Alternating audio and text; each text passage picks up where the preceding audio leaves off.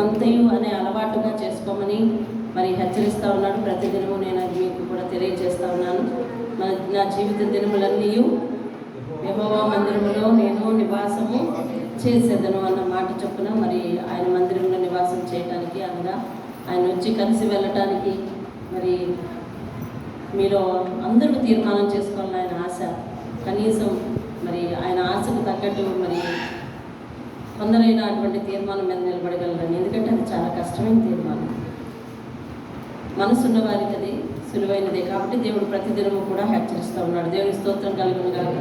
ఈరోజు మీరు మనసు పెట్టారు కాబట్టి ఆన్లైన్ సౌకర్యం ఉందని తెలిసి కూడా మరి మీరు ఇళ్ళ దగ్గర లేని దేవుని మందిరంలోనికి వచ్చిన్నారు కనుక మీ అందరికీ స్మార్ట్ ఫోన్స్ ఉన్నాయి. అయినప్పటికీ కూడా దేవుని మందిరంలో మీరు ఉన్నారు. దేవుని స్తోత్రం కలుగును గాక.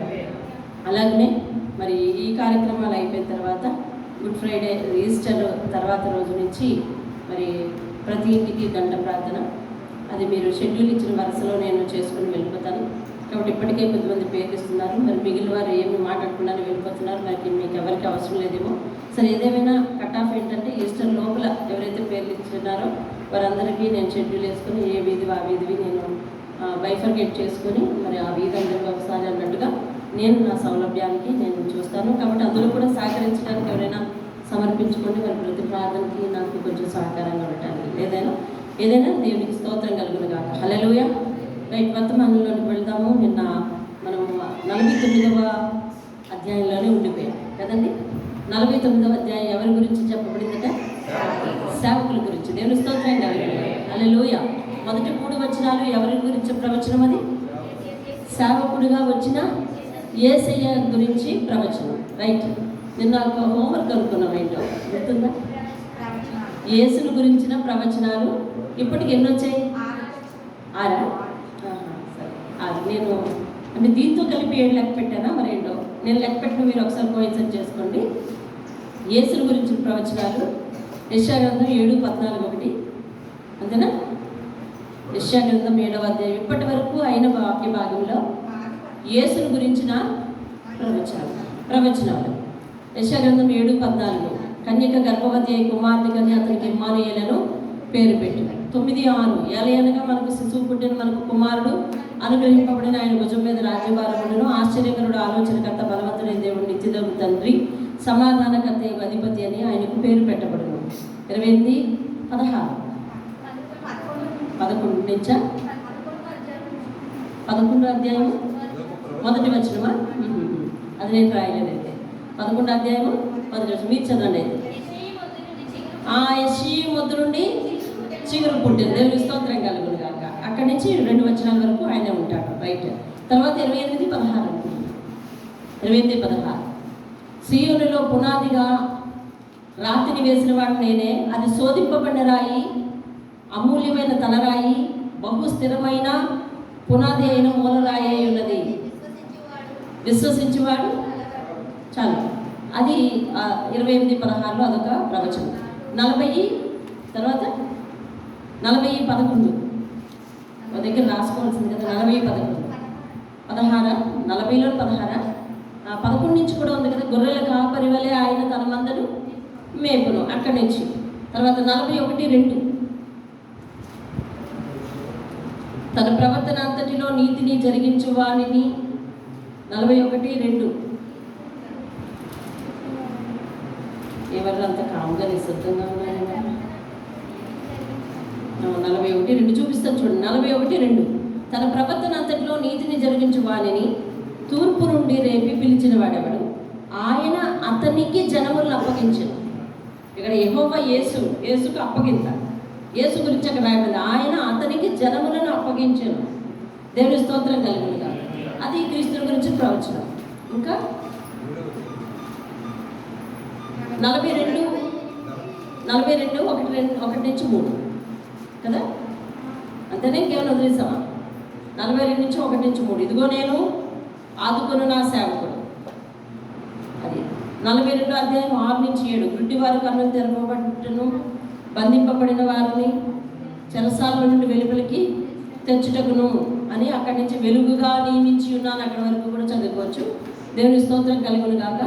రైట్, మరొకసారి సరి చేసుకుందాం మిగిలినవి. అయితే ఈ దిన వాక్య భాగంలో సేవకుని గురించి ధ్యానం చేసింది. సేవకుని గురించిన మరి వాక్యులు అవన్నీ కూడా 49 అధ్యాయం అంతా కూడా. నిన్న మనం ఎక్కడున్నాము అంటే 15-16 వచనాల దాకా వచ్చున్నాం. దేవుని స్తోత్రం కలిగి. అయినప్పటికీ నిన్నటి సందర్భాన్ని బట్టి కొంచెం రీక్యాప్ చేస్తున్నాను మీకు. దేవుడు ఒక సేవకుడిని ఎప్పుడు ఎన్నుకుంటాడంటే చెప్పండి, తల్లి గర్భంలో ఉండగానే. దేవుని స్తోత్రం. తల్లి గర్భంలో ఉండగానే దేవుడు సేవకుడిని ఎన్నుకుంటాడు. తల్లి గర్భంలో వేయకముందే ఇతను నా సేవకుడు అంటే వేస్తాడట. దేవుని స్తోత్రం. కాబట్టి రోజులు గడుస్తున్న కొలది, దినములు నడుస్తున్న కొలది ఆయన ప్రణాళిక మాత్రం నెరవేర్చుకునే దేవుడే. దేవునికి స్తోత్రం. అరే ఇంత వయసు అయిపోయింది ఇప్పుడు ఏంటి అనే ఆలోచన అవసరం లేదు. ఇంత వయసు అయిపోయింది, లేకపోతే నేను అసలు చదువుకోలేదు, నేను దేవునికి ఉపయోగపడతానా అనే ఆలోచన అవసరం లేదు. దేవుడు తాను ఉపయోగించుకోవాలి అని అనుకున్న వ్యక్తిని ఖచ్చితంగా ఉపయోగించుకునే తీరుతాడు. దేవుని హల్లెలూయా. కాబట్టి సేవకునికి అనేకమైన వాగ్దానాలు ఈ యొక్క అధ్యాయంలో ఉన్నాయి. అవి మొట్టమొదటిగా చూస్తే మొదటిది ఏమిటంటే తెలుసా? రైట్ చెప్పండి. వాడిగల ఖడ్గముగా మొదటి వాగ్దానం. నేను ఒకటొకటి మీకు జ్ఞాపకం చేస్తున్నాను, జాగ్రత్తగా చూడండి. నేను గర్భములో పుట్టగానే యెహోవా నన్ను పిలిచెను. దేవుని స్తోత్రం కలుగునుగా. తల్లి గర్భంలో పుట్టగానే దేవుడు తనను పిలిచాడట సేవకుడిని. తల్లి నన్ను ఒడిలో పెట్టుకున్నది మొదలుకొని ఆయన నా నామం అనగా నా పేరును ఆయన జ్ఞాపకం చేసుకుంటున్నాడట. అంటే సేవకుడు భవిష్యత్తులోనైనా సేవకుడు అవ్వబోయేవాడు దేవుడికి ఎప్పటి నుంచి జ్ఞాపకం ఉన్నాడంట? తల్లి ఒడిలో కూర్చున్నది పెట్టుకున్నది మొదలు దగ్గర నుంచి అతని పేరుని జ్ఞాపకం చేసుకున్నాడు. ఈయన నా సేవకుడు, ఈయన నా సేవకుడు అని. కానీ కొంతమంది సేవకుల జీవితాల్లో చూస్తే వాళ్ళు చాలా ఎక్కువ వయసు అయ్యే వరకు దేవుని సేవలోనికి రారు. నేను సేవలోనికి వచ్చి 9 సంవత్సరం అవుతుంది. 8 సంవత్సరాలు నిండా వస్తున్నాయి. నిండిపోయి 9వ సంవత్సరం వచ్చింది. మరి మొన్నటి వరకు నాకు ఆ తలంపు లేదు కదా. కానీ దేవుడు అప్పటి నుంచి కూడా సేవకురాలు, నా సేవకురాలను ఆయన నా పేరుని జ్ఞాపకం చేసుకుంటాను, మన పేరుని జ్ఞాపకం చేసుకుంటాను. భవిష్యత్తులో నువ్వు వచ్చే సంవత్సరం, పై వచ్చే సంవత్సరం నువ్వు సేవకుడు అవుతావు అనుకో, కానీ నిన్ను ఎప్పటి నుంచో జ్ఞాపకం చేసుకుంటాడు ఆయన. దేవుని స్తోత్రం. హల్లెలూయా. కాబట్టి మొదటి నుంచి ఇప్పుడే వచ్చారు, అప్పుడేనా? మొదటి నుండి కూడా మన పేరుని ఆయన జ్ఞాపకం చేసుకుంటాడు. దేవుని స్తోత్రం కదా. రెండోది ఏంటంటే నా నోరు వాడిగల ఖడ్గముగా ఆయన చేసి ఉన్నాడు. మూడవది తన చేతి నీడలో దాస్తాడు దేవుడు. ఏంటంట? తన చేతి నీడలో దాస్తాడు. నాలుగవది ఏంటంటే మెరుగు పెట్టిన, అది ఎదురేయకూడదు, మెరుగు పెట్టిన అంబుగా చేసి తన అంబుల పొదలో మూసిపెట్టి ఉన్నాడు. దేవుని స్తోత్రం కలుగుతుంది. హల్లెలూయా. ఏమని పిలుస్తున్నాడంట? నీవు నా సేవకుడవు అంటున్నాడంట. చూడండి, నీవు నా సేవకుడవు, నీలో నన్ను మహిమపరుచుకుంటాను అంటా ఉన్నాడంట. దేవునికి స్తోత్రం కలుగుతుంది. హల్లెలూయా. నీవు నా సేవకుడవు, నీ ద్వారా అని అర్థం. నీ ద్వారా నేను మహిమపరుచుకుంటాను. దేవుడు ఎంత మహోన్నతుడో, దేవుడు ఎంత అద్భుతమైన కార్యములు చేయగలవాడో, దేవుని నమ్మిన వారి జీవితాన్ని ఎంత వెలుగుమయంగా చేస్తాడో ఒక సేవకుడిని అడ్డుపెట్టి ఆయనలో నుంచి మహిమపరుచుకుంటాడంటండి. దేవుని స్తోత్రం కలిగి. హల్లెలూయా.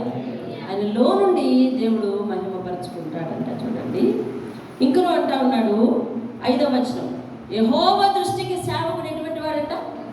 గనుడు. దేవుని స్తోత్రం కలిగి. నేను యెహోవా దృష్టికి నేను గనుడనైతిని. సేవకునికి ఎవరంట బలము? దేవుడు. నా దేవుడు నాకు బలమాయను. దేవుని స్తోత్రం కలగలగా. నా దేవుడు నాకు బలమాయను అంటే సేవకునికి బలం ఎవరన్నమాట? దేవుడు. సేవకుడు దేవుని దృష్టికి ఎట్లా ఉంటేవాడు? గనుడు. దేవుని స్తోత్రం కలుగునుగా.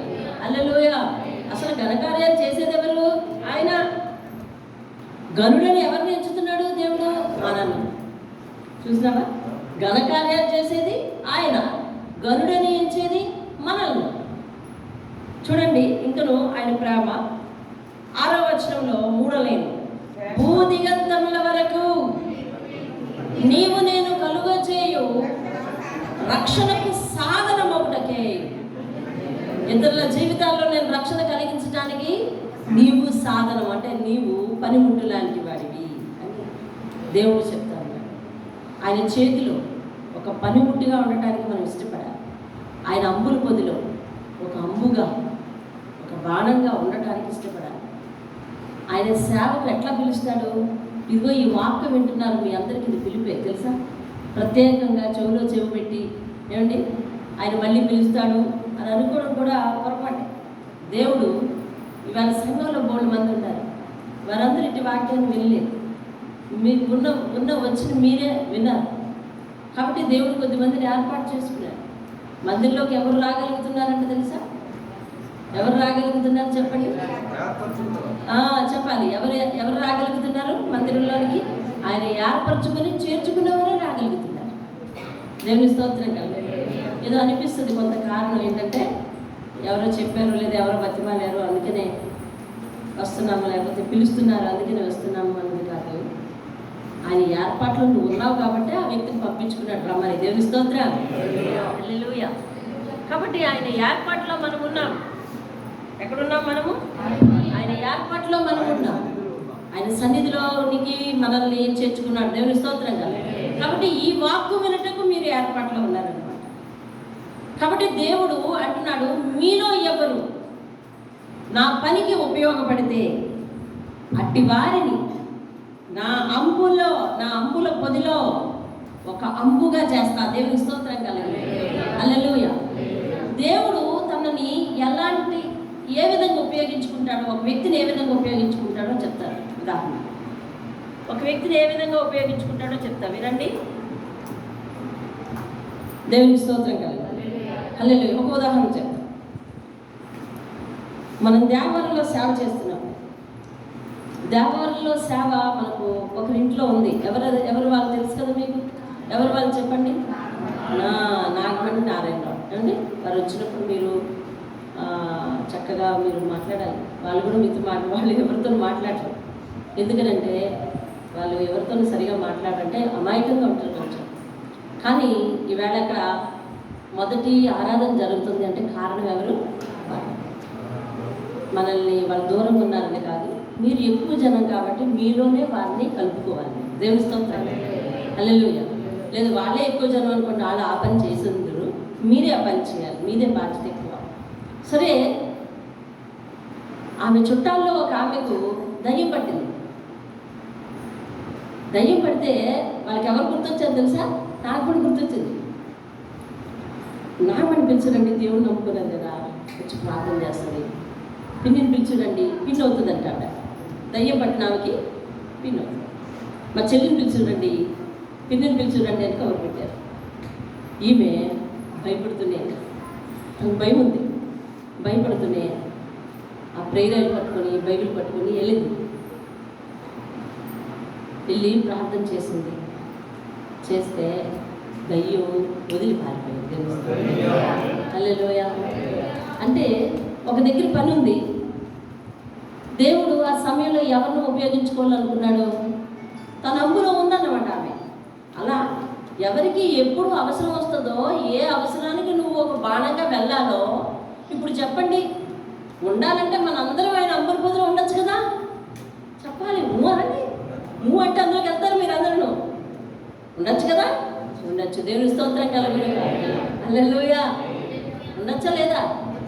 అందరికీ పట్టదేమో అనుకోవడానికి లేదు. ఆయన అంబుల పొది పెద్దది. దేవుని స్తోత్రం కలుగును. ఆకాశం మహాకాశాలను చేసిన దేవుడు ఆయన. అర్థమైందా?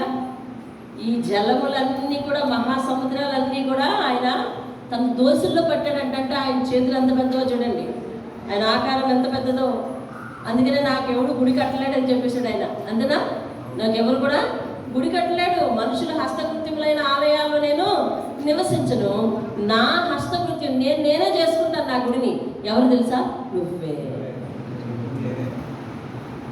నేనే చేసుకున్నాను నిన్ను గుడిగా, నీ గుడిలో ఉంటానంత అంటాడంతే. దేవుని స్తోత్రం కాదు. హల్లెలూయా. ఆయన ఆకారాన్ని ఇవ్వచ్చలేం కానీ ఆయన ఆత్మను మన హృదయంలో ఇచ్చాడు దేవుడు. దేవుని స్తోత్రం. అద్భుతమైన సంగతి అది, అద్భుతమైన సంగతి.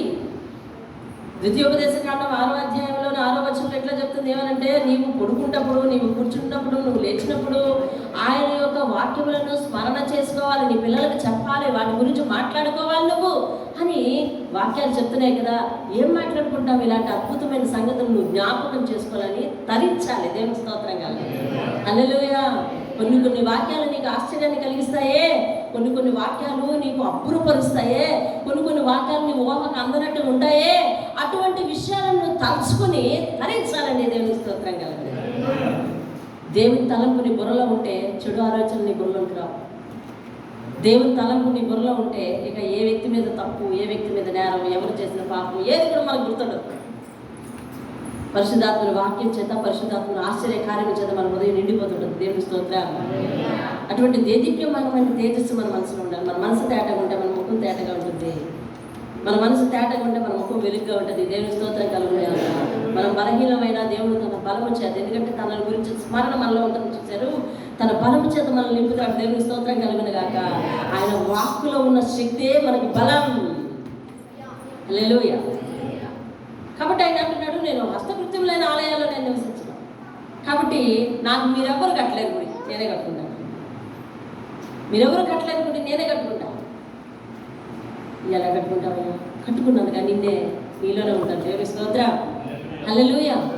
కాబట్టి ఆయన అమృతపోతే చాలా పెద్దది. ఎప్పుడు ఎవరికి ఏ అవకాశం ఇస్తాడో.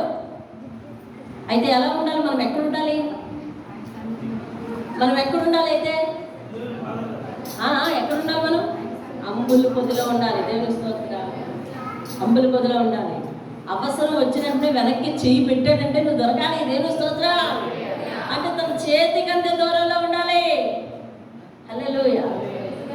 అవసరం వచ్చి ఇలా వెనక్కి చెయ్యి పెట్టాడంటే నువ్వు దొరకాలి. దేవుని స్తోత్రం కలుగునుగా. హల్లెలూయా. అదే సేవలో వాడబడటం అంటే. అదే సేవలో వాడబడటం అంటే తన సేవకునికి ఎన్నో ఎన్నో ఎన్నో వాగ్దానాలు ఇస్తూ ఉన్నాడు ఆయన. ఎన్నో వాగ్దానాలు ఇస్తా. అన్య జనులకు నిన్ను వెలుగుగా ఉంచుతానంటున్నాడు. అది అయిపోయింది. పక్కింటి దయ్యం పెట్టింది.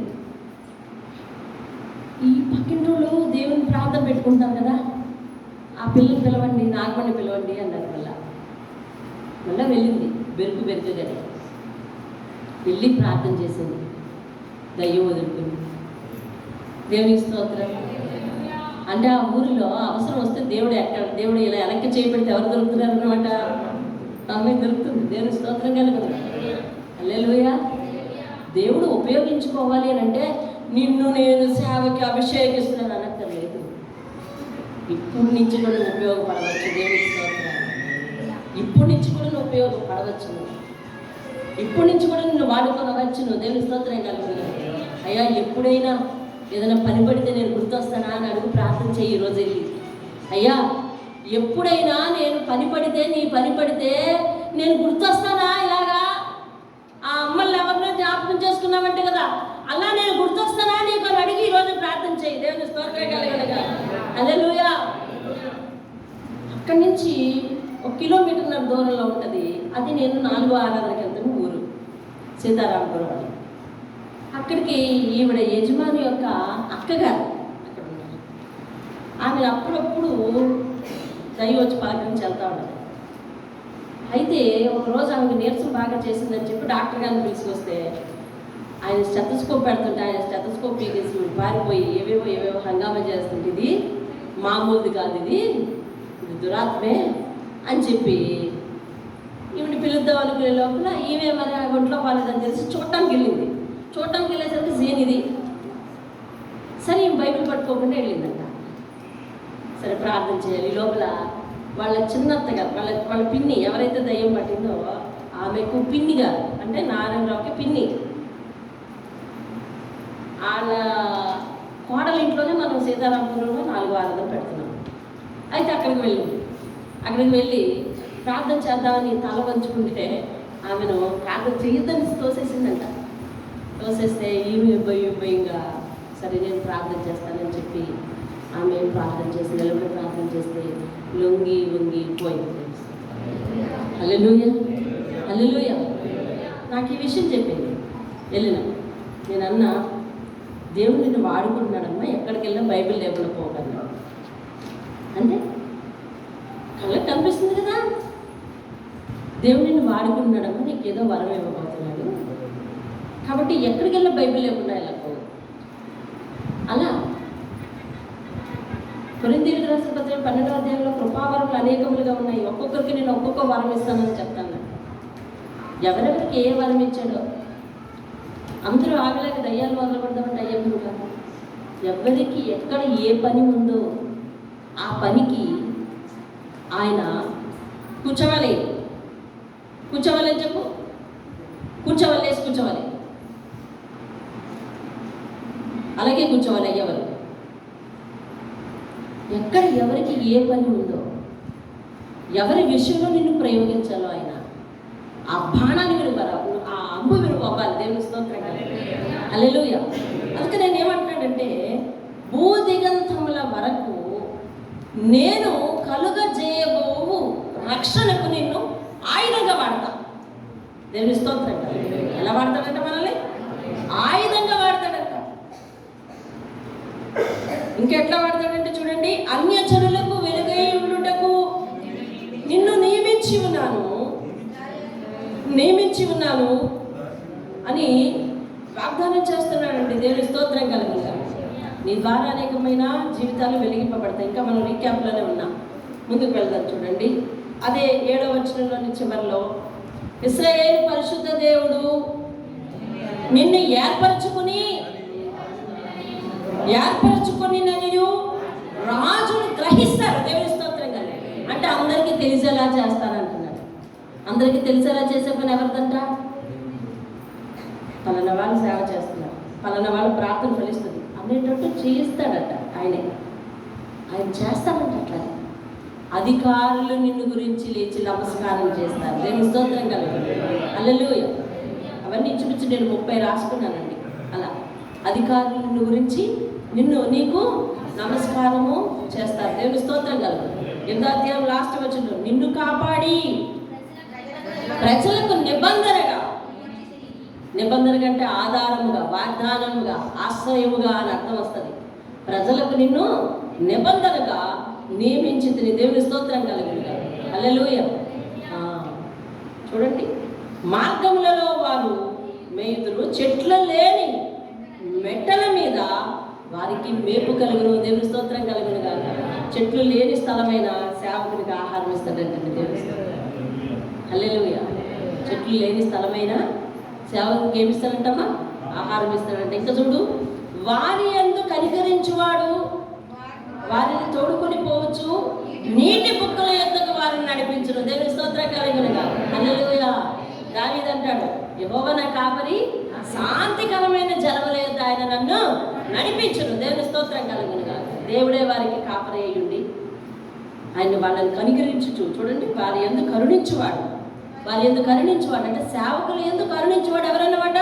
దేవుడు వారిని కరుణిస్తూ నీటి బుక్కల దగ్గరకు నడిపిస్తాడంట. దేవుని స్తోత్రం కలుగునుగా, హల్లెలూయా. రెండో లైన్, కాబట్టి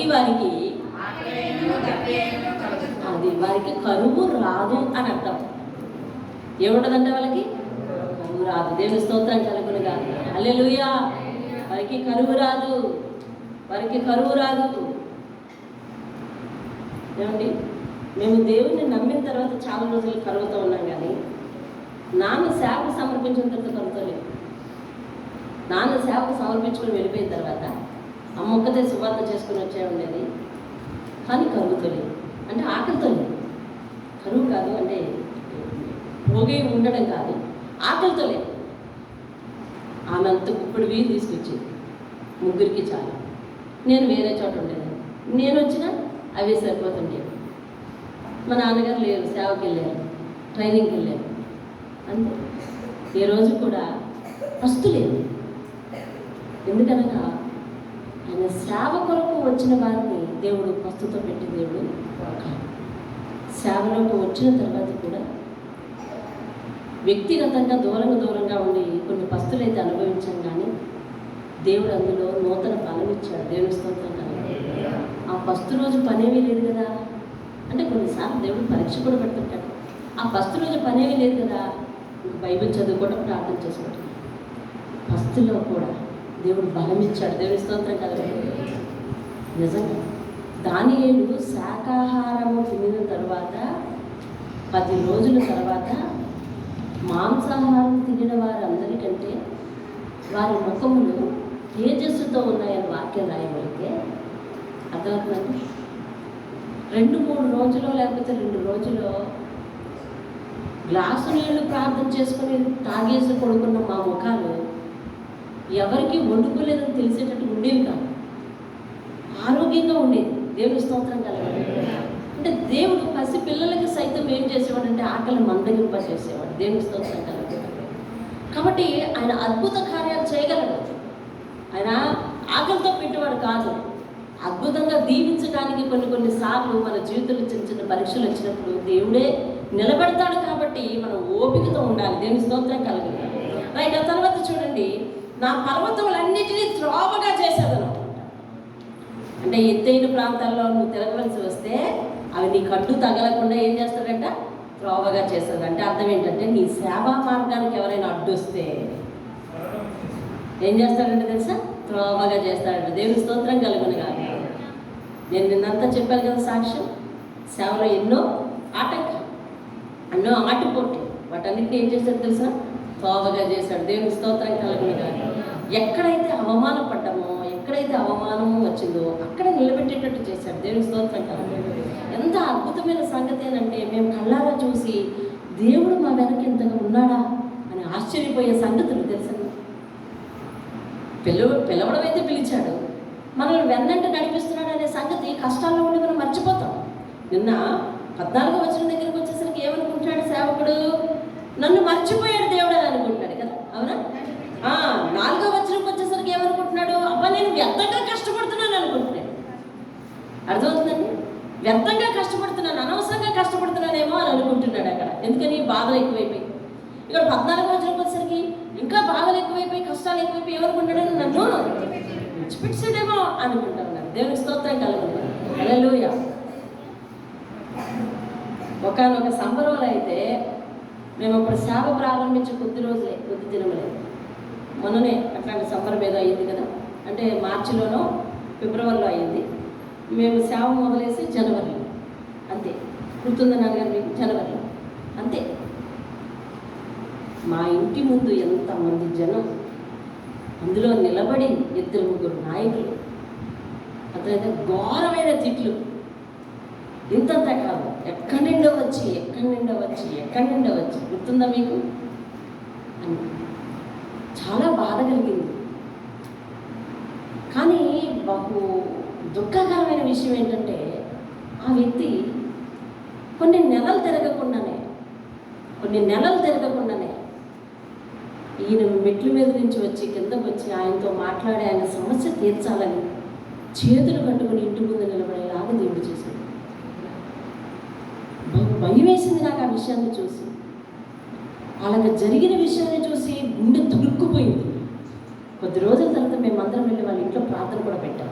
మేము ప్రార్థన పెట్టించుకుంటామని అనుకున్నారు వాళ్ళు. ప్రార్థన పెట్టాం వాళ్ళ ఇంటికి వెళ్ళి. మిమ్మల్ని పేరు చెప్పమన్నారు. నేను ఎందుకు ఇలా ఈడ్చుకొస్తున్నాను? వాళ్ళ ఇంట్లో ప్రార్థన పెట్టాను. దేవుడు ఏం చేశాడనమాట? పర్వతంగా నిలబడ్డారు చూసావా? త్రోవ చేస్తాను, నీ కట్టు నిలబడకుండా చేస్తాను అంటున్నాడు దేవుడికి. స్తోత్రం. బలం తెచ్చుకుంటావా? సేవ మీద మక్కువ పెంచుకుంటావా? ఆయన పని మీద ఇష్టం పెంచుకుంటావా?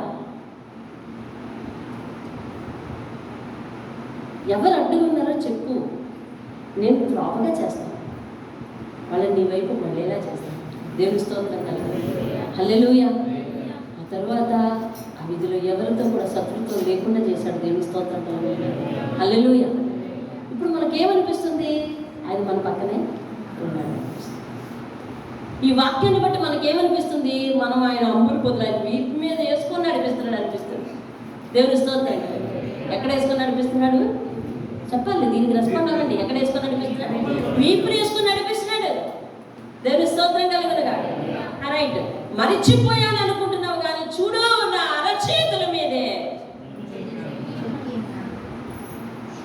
నా అరచేతుల మీదే చెక్కున్నాను, నేను చెక్కుకొని ఉన్నాను చూడు అని చెప్పి చూడండి. ఇక 17వ వచనం నుంచి కొన్ని విషయాలు చెప్తున్నాడు. మనము ఈరోజు వాక్యంలోకి వచ్చాం. నీ కుమారులు త్వరపడుచున్నారు, నిన్ను నాశనం చేసి నిన్ను పాడు చేసిన వారు నీలో నుండి బయలుదేరుతారు. నీ మీద చెడు ప్రచారం చేసేవాళ్ళు నీలో నుంచి బయలుదేరుతారని చెప్తున్నాడు. అప్పటికి కొంచెం గలిబిలిగా ఉన్న ముందు రోజులు పోయాక ఈ వాక్యం బయలుపరిచింది ఎప్పుడు 8 నెలల తర్వాత. అప్పుడు దేవుడు ఈ వాక్యంతో మాట్లాడి బలపరుస్తున్నాడు. అర్థమైందండి. కాబట్టి ఎప్పుడు కూడా ఏ విషయానికి ఏ సందర్భానికి కూడా మనం భయపడిన అవసరం లేదు. ఆయన మన ముందు నడిపిస్తాడు. దేవుని స్తోత్రం కదా. చూడండి 18వ వచనం. కన్నులెత్తి నలుదిశ చూడము, వీరందరూ కూడుకొచ్చు మళ్ళీ నీ దగ్గరికి వస్తాడు. దేవుని స్తోత్రం. హల్లెలూయా. ఒకవేళ నీకు ఎవరైనా హాని తలపెట్టాలన్నా, నీకోసం చెడుగా మాట్లాడినా, వాళ్ళు తిరిగి మళ్ళీ నీ దగ్గరికి వస్తారు. ఇంకేం చేస్తారంటే తెలుసా? నీవు వీరందరినీ నా జనమని ఆభరణంగా, అంటే అలంకారంగా చెప్పుకుంటామంట. దేవుని స్తోత్రం కలగాలి. అంటే అంత ఐక్యత పెడతాడు వాళ్ళతో. అర్థమవుతుందంటే అంత ఐక్యత పెడతాడు వాళ్ళతో.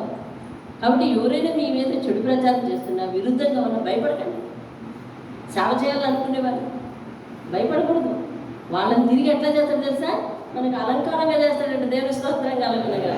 మనల్ని ఆభరణంగా చేస్తాడు, మనకు ఆభరణంగా చేస్తాడంటే వాళ్ళని. అర్థమైందండి. అంటే మన విషయాన్ని చూస్తే వాళ్ళే మెరిసేలాగా, అంటే వాళ్ళ పరిస్థితిని మన ద్వారా దీవించి మెరిసేలా చేస్తాడనమాట. దేవుని స్తోత్రం కలుగుతుంది. హల్లెలూయా. అప్పుడు మనం ధరించుకున్న ఆభరణం వాళ్ళు అవుతారు, వాళ్ళు మెరుస్తారు, అందరికీ కనిపిస్తారు. ఆభరణం గురించి ఇప్పుడు నువ్వు ఏదైనా పెద్ద నెక్లెస్ వేసుకున్నావు అనుకోండి, లేదా ఒక ఉంగరం పెట్టుకుని వేయించుకుని, ఎక్కడ చేయించుకున్నావన్నా, ఎప్పుడు చేయించుకున్నావన్నా, మొన్నటి వరకు ఉంగరం లేదు అని అంటున్నారు కదా. లేదు, అలా ఆభరణం గురించి ప్రశ్నిస్తారు. అప్పుడు నువ్వు దేవుని మీద చెప్తావు. దేవుని స్తోత్రం. అంటే ఆయన నీకు ఆభరణంగా ధరింపజేస్తాడు అతను వాళ్ళని. దేవుని స్తోత్రం కలుగుతుంది. అయితే ఇంకా చూడండి 20వ వచనం. ఇంకా అంటే మనం చదువుకుని వెళ్తే అలాగే వెళ్ళచ్చు. పెళ్లి కుమార్తె వడ్డానము ధరించుకున్నట్లు నీవు వారిని అలంకారముగా ధరించుకుందువు, నా జీవంతో అది జరిగేటట్లు చేస్తానని ప్రమాణం చేస్తున్నాడు. దేవుని స్తోత్రం. దేవుడు తన తోడని ఎప్పుడు కూడా ప్రమాణం చేయడు. 2-3 సందర్భాల్లోనే చేశాడని మీకు చెప్పాను. అర్థమైందండి. అలాగే ఈ సందర్భంలో ఒక సేవకుని విషయంలో, ఇగో నీ మీద విరోధంగా ఎవరు లేస్తున్నా నేను వారిని త్రోవ కలిగించేలాగా చేసి వారినే నీకు ఆభరణంగా అలంకారంగా చేస్తాను. పెండ్లి కుమారుడు ఎలాగైతే ఆభరణం ధరించుకుంటాడో అలాగ నువ్వు ఆభరణం ధరించుకునేలాగా చేస్తాను. నేను ప్రమాణం చేస్తున్నాను, అది నీ విషయంలో జరిగే తీరుతుంది అంటున్నాడు. దేవుని స్తోత్రం కలుగుతుంది. హల్లెలూయా. అది నీ విషయంలో జరిగే తీరుతుంది అని చెప్తున్నాడు. దేవునికి స్తోత్రం కలుగును గాక. అలాగే 20వ వచనం. నీవు సంతానహీనురాలైనప్పుడు నీకు పుట్టిన కుమారులు, ఏమిటంటే ఫస్ట్ అట సంతానహీనురాలు అంటే అర్థం ఏంటి? సంతానం లేరు. తర్వాత అట కుమారులు పుట్టారట. వాళ్ళు ఏమంటారట? మనకి స్థలం సరిపోవట్లేదమ్మా అంటున్నారట. మనకి స్థలం సరిపోవట్లేదు అంటే అర్థం ఏంటి? అర్థం ఏంటి? దేవుడు విస్తృతమైన సంతానాన్ని ఇస్తున్నాడు అనమాట. దేవుని స్తోత్రం కలుగునుగాక. హల్లెలూయా. మొదటి 8 మందితో ప్రారంభించింది ఈ సంస్థ, ఈ సంఘం. ఇది రానున్న రోజుల్లో ఏమనుకున్నామండి? ఈ స్థలం మాకు ఇరుకుగా ఉంది అనుకున్నామా లేదా? మీరు రాకముందు అనుకున్నాం, మీరు వచ్చాక అనుకున్నాం అండి. ఈ స్థలం మాకు ఇరుకుగా ఉందని అక్కడి నుంచి మకం మార్చాం కిందకి. ఈ స్థలం మాకు ఇరుకుగా ఉందని అక్కడి నుంచి మకం మార్చాం పైకి. ఈ స్థలం మనకు ఇరుకుగా ఉంటుందని మకం మార్చాం. దేవుని స్తోత్రం. మళ్ళీ మారుదామా? మళ్ళీ ముందు మళ్ళీ ముందుకు మారుతావా? రైట్, దేవునికి స్తోత్రం కలదు. ఫస్ట్ ఎవరు లేకుండా ఉన్నావు. ఈ వాగ్దానము నేను చదివినప్పుడు ఈ 49వ అధ్యాయం అంతా ఏడుస్తూనే చదివాను, ఇంచుమించు 6-5 సార్లు చదివాను. అంటే నిజంగా నా కుటుంబం అందరి చేత నేను విడవబడినప్పుడు ఒక్కరి మేము మా కుటుంబం ఒక్కరే ఉండటం, అలాంటి ఒంటరి సమయంలో నేను బైబిల్ని విస్తృతంగా చదివేదాన్ని. ఆ వేసవికాలం సెలవులన్నా నా పని ఇదే. ఉదయం 7 గంటలకు కూర్చున్న దాన్ని, మధ్యాహ్నం భోజనానికి లేసేదాన్ని, రాత్రి భోజనానికి లేసేదాన్ని, మళ్ళా పడుకునేవాళ్ళు 11, 12 విస్తృతంగా చదివాను. ఇంకా అదే నాకు ట్రైనింగ్. ఆ తరువాతనే నేను నక్కపల్లి రావడం జరిగింది, దేవుడి సేవకు ఉపయోగించుకోవడం జరిగింది. ఒంటరి ఎందుకు ఇట్లా నా కుటుంబం ఒంటరిగా అయ్యాం? ఉమ్మడి కుటుంబంలో 10 మందితో ఉండేటోళ్ళం. ఎందుకు ఇట్లా అయ్యాం? ఎందుకు ఇలా చేశారు? మదన పడుతూ జీవించి ఈ యొక్క ఫ్రస్ట్రేషన్ని తప్పించుకోవాలి అంటే దేవుడి దగ్గర ఉండాలి మనం అని చెప్పి దేవుడి దగ్గర కూర్చొని ఆయన వాక్య ధ్యానం చేస్తూ ఉన్న నన్ను దేవుడు ఏం చేశాడు తెలుసా? 100 మందిలో పడేశాడు. దేవుడి స్తోత్రం, హల్లెలూయా. ఎందులో పడేశాడండి? 100 మందిలో పడేశాడు. ఎటు తిరిగిన జనమే కనిపించేలాగా చేశాడు. ఈ స్థలం చాలదు, ఒంటరిగా ఉన్నానని ఫీల్ అయిన నన్ను ఈ స్థలం చాలదు అనేటట్టు చేశాడంటే దేవుని స్తోత్రం కలుగును గాక. చూడండి, ఈ స్థలము మాకు ఇరుకుగా ఉన్నది, ఇంకా విశాలమైన స్థలము మాకు ఇమ్మని నీ చెవులలో చెప్పుతున్నారు. దేవుని స్తోత్రం కలుగును. హల్లెలూయా, హల్లెలూయా. అప్పుడు మనం అనుకుంటామంట, అయ్యో నేను అనుకున్నాను అప్పుడు ఈ జనం అంతటిని చూసి నేను అనుకున్నానబ్బా ఒంటరిగా ఉండేదాన్ని. మేమిద్దరం కూడా చాలాసార్లు అనుకోవచ్చు ఒంటరిగా ఉండేవాడు అని బాధపడ్డాం కదా. ఇప్పుడు మనకి ఎటు తిరిగి చూసినా జనం అసలు ఆలోచన లేదు. దేవుడు ఎలాగ ఎలాగ ఆశీర్వదించాడు కదా, మన బాధను తీసివేశాడు కదా అని చెప్పి ఎన్నోసార్లు మేమిద్దరం అనుకొని కళ్ళకు నిలబెట్టుకొని సందర్భాలు. అందుకని 22వ వచనం చదువు ఏమనుకుంటామంటే చూడు, అప్పుడు నీవు నేను నా పిల్లలను పోగొట్టుకునే సంతానహీనురాలు ఒంటరినై అటు ఇటు తిరుగులాడుచున్న పరదేశరాలే కదా. వీరిని నా యందు కనిన వాడెవరు, వీరిని పెంచిన వాడెవరు? నేను ఒంటరి కత్తినే విడువబడితిని, వీరెక్కడ ఉండిరి అని నీవు మనసులో అనుకుందువు. దేవుని స్తోత్రం కలదు. అర్థమైందా నీకు వాగ్దానం? ఒకప్పుడు నేను ఒంటరిగా ఉన్నదాన్ని కదా, వీళ్ళందరినీ నాకు చేర్చిన వాడెవరు అనుకుంటామంట. దేవుడు ఎట్లా చేర్చాడు అని అనుకుంటామంట. ఒకప్పుడు నేను అలా ఉండేదాన్ని కదా, వీళ్ళందరినీ నాకు చేర్చిన వాడెవరు అని అనుకుంటామంట. దేవుని స్తోత్రం కలుగును గాక. సేవకులకు సేవ అలాగ అభివృద్ధి చేస్తానంటున్నాడు దేవుడు. దేవుని స్తోత్రం. సేవకుడు ఒక్కడే సేవను మొదలుపెట్టినా కానీ ఆ ఒంటరిని ఏం చేస్తాడంటే తెలుసా, ఇదిగో మాకు స్థలం చాలదు అనేటట్టు చేస్తాడు. ఆ తరువాత సేవకుడు అనుకుంటాడంట, ఒకప్పుడు నేను ఒక్కడనే ఉండేదాన్ని కదా, ఒంటరిగా ఉండేవాడిని దాన్ని కదా, ఇంతమందిని నాకు ఇచ్చిన వాడు ఎక్కడున్నాడు అనుకుంటాడంట. దేవుని స్తోత్రం కలుగును. ఎంతమంది వీళ్ళందరూ ఎక్కడుండేవారు? నేను ఒంటరినే కూర్చున్న ఇంట్లో ఏడుస్తున్నప్పుడు, బైబిల్ చదువుకున్నప్పుడు మీరు అందరూ ఎక్కడున్నారు? ఎక్కడున్నారు ప్రకాష్? ఎక్కడున్నారు మీరంతా? చూసావా? అంటే ఒక వ్యక్తి కన్నీరు తుడవడానికి, ఒక వ్యక్తిని ఆదుకోవడానికి, ఒక వ్యక్తిని సేవకులుగా నిలబెట్టుకోవడానికి, కొంతమంది జీవితాలను మార్చడానికి, ఒక వ్యవస్థగా ఏర్పాటు చేయడానికి ఆయనకి ఎప్పుడు ప్రణాళిక? ఎప్పుడు ప్రణాళిక ఇది? ఇప్పుడుదా? దేవుని స్తోత్రం కాదు. హల్లెలూయా. అలా మీ జీవితాల్లో ఆలకిస్తున్న మీ జీవితాలలో దేవుని ప్రణాళిక ఏముందో అది ప్రార్థన చేయండి.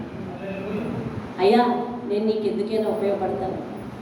ఒకవేళ ఎవరికైనా సహాయం చేయాలని అనుకున్నప్పుడు వెనక్కి చేయబెడితే నేను దొరుకుతానా? వెనక్కి ఎందుకు చేపెట్టాలి? అప్పులు బదులుగా చేపెట్టాలి. దేవుని స్తోత్రం కదా. నేను నీకు అందుబాటులోకి వస్తానా? నేను నీకు సహాయకుడిగా ఉండగలనా? నీవెవరి మీదైనా నన్ను ప్రయోగిస్తే నేను పని చేయగలనా అని ప్రార్థించాలని దేవుని స్తోత్రం కలిగి ఈరోజు నుంచి అట్లా ప్రార్థన చేయి. నీ అమ్ముల పొద్దులో నేను ఉండాలి, పదును పెట్టబడిన దాన్నే ఉండాలి. దేవుని స్తోత్రం. ఏం చేశాడంటే దాన్ని మెరుగు పెట్టిన అంబుగా పెట్టాడంట. దేవుని స్తోత్రం. హల్లెలూయా అని నీవు మనసులో అనుకుందువు. 21వ వచనం. అందుకని దేవుడు ఇప్పుడు వాగ్దానం చేస్తున్నాడంటే ఏమని తెలుసా? 22వ వచనం. ప్రభువకు యెహోవా ఇలాగ సెలవిచ్చుచున్నాడు. ఎవరితో? ఒంటరి వాళ్ళతో. ఒంటరినే కదా, వీళ్ళందరినీ ఎలా తీసుకొచ్చాడు దేవుడు అని అనుకున్న వాళ్ళతో దేవుడు సెలవిస్తున్నాడు. ఏమని తెలుసా? నేను జనముల తట్టు నా చెయ్యి ఎత్తుచున్నాను, జనముల తట్టు నా ధ్వజము ఎత్తుచున్నాను, వారు నీ కుమారులను రొమ్మున పెట్టుకోవడానికి, అలాగే రాజులు నీ కుమార్తెలను వారి భుజముల మీద మోయటానికి రాజులు నిన్ను పోషించు తండ్రులుగా, రాణులు నీకు పాలించు దాదులుగా ఉండెదరు. వారు భూమి మీద సాగిలపడి నీకు నమస్కారం చేశారు. దేవుని స్తోత్రం. హల్లెలూయా. అట్లా చేస్తాడంట.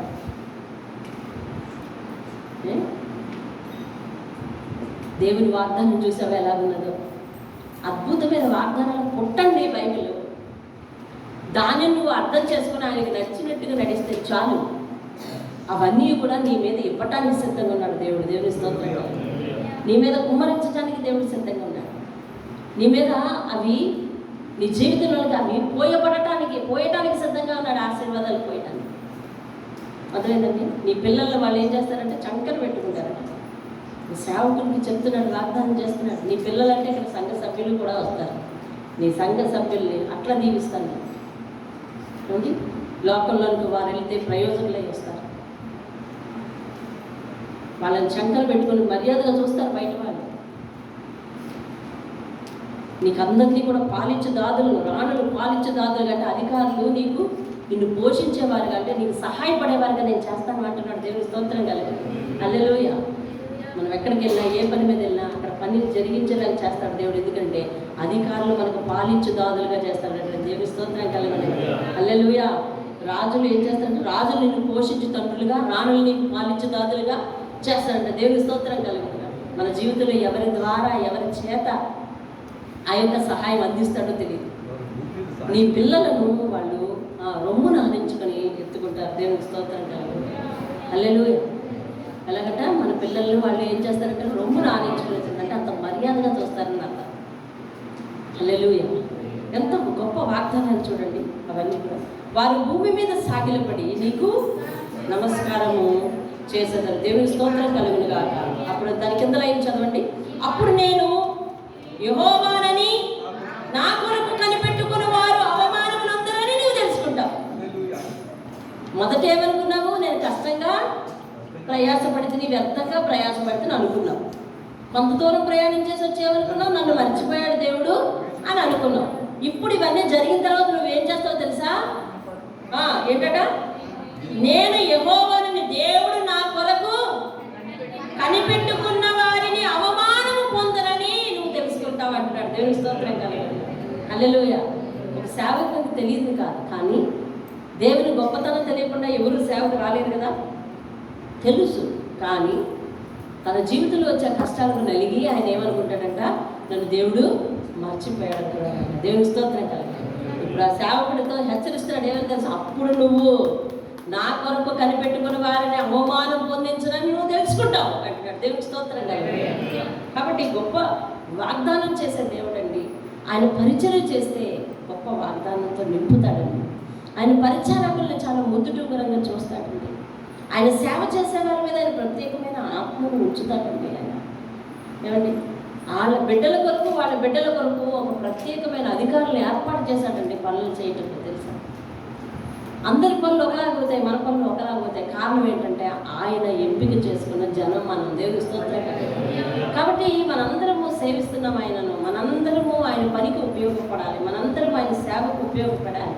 ఆయన సంఘంలో మనం ఒకరుగా ఉన్నాము అని అంటే ఆయన అవయవాలలో ఒకరుగా ఉన్నామని అర్థం. మన అవయవాలు ఏ అవయవం కూడా పనికిరాంది ఎలాగూ కాదో, అలాగే సంఘంలో ఉన్నవారు ఏ ఒక్కరు కూడా ఆయనకు పనికి రాకుండా ఉండరు.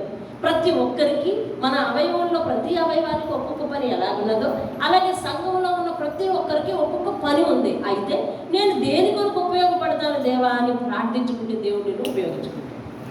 దేవుని స్తోత్రం కదా. ఎలా ఉండాలంట చెప్పండి. ఎలా ఉండాలంట? అందుబాటులో ఉండాలి. దేవుని స్తోత్రం కదా. ఆయన అందుకుంటే అందుబాటులో, ఆయన అంకుల పొదిలో ఉండాలి. అందుబాటులో ఉండాలి. దేవుని స్తోత్రం కలుగుతారు.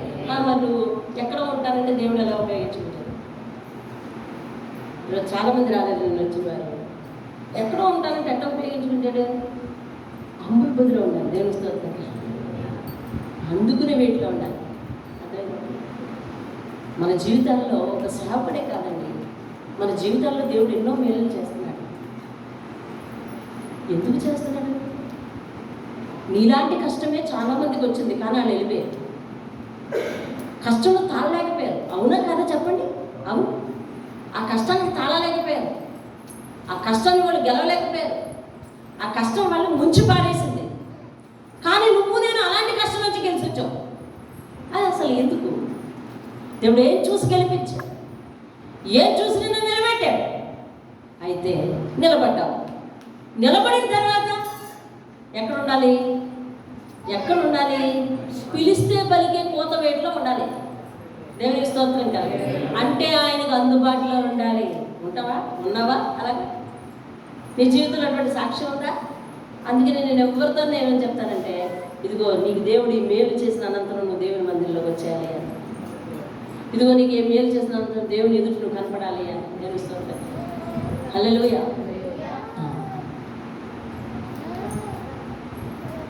చనిపోయిన వారెవరు ఆయన్ని స్తుతించలేరు కదా. మరి గెలిపించి బ్రతికించి నిలబెట్టాడంటే ఎక్కడ ఉండాలి? పిలిస్తే పలికే దూరంలో ఉండాలి. దేవుని స్తోత్రం కలిగారు. హల్లెలూయా. పిలిస్తే పలికే దూరంలో ఉండాలి. ఏం చెల్లించి ఆయన రుణం తీర్చుకోగలవు? ఏమిస్తే ఆయన రుణం తీరుతుంది? నీ జీవితంలో జరిగిన మేలంతా ఒక తోకలో వేయి. నువ్వు దేవునికి ఏమిస్తున్నావు ఒక తోకలో వేయి. రెండు సమానంగా ఉన్నాయేమో చూడు. మనకి సిగ్గు కలుగుతుంది కదా. కలుగుతుందా కలగదా చూడండి. దేవుడు నీకు చేసినవన్నీ ఓ తక్కిళ్ళ వేయి. మీకు తెలుసు కదా, తూకం తెలుసు కదా, తూనిక తెలుసు కదా. ఇప్పుడు అంతా ఎలక్ట్రిక్ ఏంటది అంటారు, ఎలక్ట్రిక్ మెషిన్స్ వచ్చాయి, వెయింగ్ మెషిన్స్ వచ్చాయి. ఎలక్ట్రిక్ వెయింగ్ మెషిన్స్ కరెంటుతో పనిచేసే బరువు తూచే యంత్రాలు వచ్చేసాయి. అని అంతకుముందు చేతితో త్రాసు అంటారు దాన్ని. దేవుని చేతిలో న్యాయమైన త్రాసు ఉంది అని బైబిల్లో రాయబడింది. ఆయన చేతిలో ఏముందన్నమాట? తూనిక ఉంది. తూనిక అంటారు దాన్ని. ఒక దాంట్లో నీకు దేవుడు చేసే మేలులు వేయి.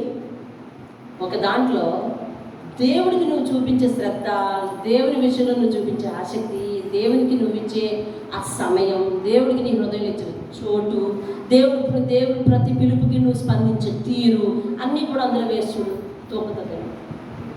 తల బాదుకోవాల్సిన పరిస్థితి. ఎప్పుడైనా తూచి చూసుకున్నావా? తూచి చూసుకుంటే ఆయన మేలు బరువెంత నీకు తెలుస్తుంది.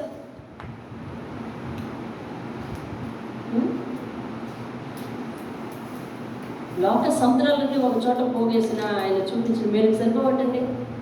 ఒక భక్తుడు రాస్తున్నాడు, లోక సముద్రాలన్నీ ఒక చోట పోగేసి ఆయన చేసిన మేలుని చూద్దామంటే సరిపోలేదు. ఆయన చేసిన మేలులే చాలా మెండుగా ఉన్నాయి. దేవుని స్తోత్రం కలిగిన హల్లెలూయా. కాబట్టి ఆయన విషయంలో నేను ఎలా ఉన్నాను అన్నది ప్రతి వ్యక్తి కూడా ఏం చేయాలన్నమాట? ప్రశ్న వేసుకోవాల్సిన పరిస్థితి ఉంది. దేవుని స్తోత్రం కలిగిన హల్లెలూయా. ఈరోజు ఈ సేవకుల గురించి చెప్పబడిన ఈ అధ్యాయాన్ని 2వ రోజుకి ఎందుకు పొడిగించాడో తెలుసా? దేవుడు నీకు మరీ స్ట్రెస్ ఇస్తున్నాడు. ఏ విషయంలో అంటే ఆయన నీకేం చేశాడు, నువ్వు ఆయనకి ఏం చేస్తున్నావు, అదే కదా సేవ అంటే. అంతేనా? అదే కదా సేవ. ప్రత్యేకంగా సేవకులను తన పని కొరకు ఏర్పాటు చేసుకునేది వేరు. నీలో నుంచి ఎక్కడి నుంచి ఏర్పాటు చేసుకుంటాడు? ఎక్కడి నుంచి ఏర్పాటు చేసుకుంటాడు? వేదికలెక్కి దేవుని వాక్యాన్ని పరిచర్యం చేసేవాళ్ళు అనేక మంది ఉన్నారు. వాళ్ళందరినీ దేవుడు ఎక్కడ ఉంటుండగా ఎన్నిక చేసుకున్నాడు, అక్కడ ఉంటుండగానే ఎన్నిక చేసుకున్నాడు.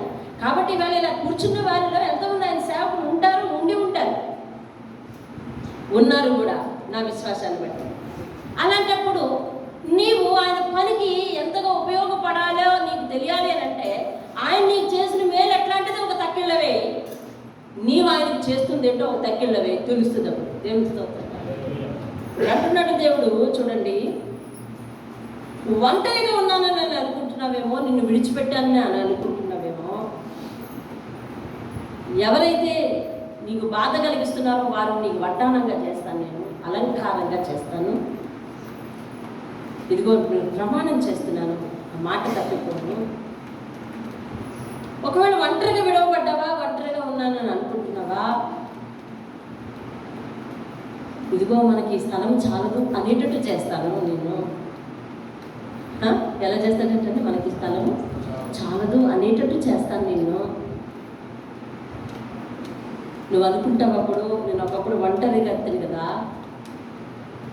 చూసారంటే అంత స్పష్టంగా మాట్లాడు, ఒంటరిగా ఎత్తాను కదా. ఎక్కడైనా సాధారణంగా పురుషుల కోసం మాట్లాడి మనం వర్తింపు చేసుకోవాలి. అర్థమవుతుందా? నేను వివరించిన సాక్ష్యం అర్థమవుతుందా? ఎక్కడైనా పురుషుల గురించి మాట్లాడి మనం అది పురుషులకు మాత్రమే కాదు అందరికీ అని మనం వర్తింపు చేసుకోవాలి. కానీ నేను ఆ రోజు దుఃఖంతో ఉన్నది దేవుని వాక్యం ఎట్లాగా వినబడుతున్నాడు చూడండి. నేను ఒంటరి కత్తెనై విడవబడి తిని అని అనుకుంటున్నావు కదా అంటున్నాడు. ఇది ఏకంగా ఎవరితో మాట్లాడినట్టండి? దేవుని స్తోత్రం కదా. హల్లెలూయా. కాబట్టి ఇది స్త్రీలకి మాత్రం కాదు, పురుషులకి కూడా కదా. ఒంటరిగా ఉన్నాను అని అనుకోవడానికి వీల్లేదు. ఇదిగో నీ కుమార్తెని ఏమండి వాళ్ళు రొమ్ము నుంచుకొని మోస్తారు, నీ కుమారులను రొమ్ము నుంచుకొని మోస్తారు, నీ కుమార్తెలకు వాళ్ళు ఇదిగో ఏంటి భుజముల మీద మోయబడతారు. రాజు నిన్ను పోషించు తండ్రులుగాను రాణులు నీకు పాలిచ్చు దాదులుగాను ఉండెదరు. భూమి మీద సాగిలపడి వారు నీకు నమస్కారము చేసెదరు అని చెబుతూ అంటా ఉన్నాడు చూడండి. 25వ వచనము. యెహోవా ఇలాగు సెలవిచ్చుచున్నాడు, దేవుని స్తోత్రం కలుగును గాక. హల్లెలూయా.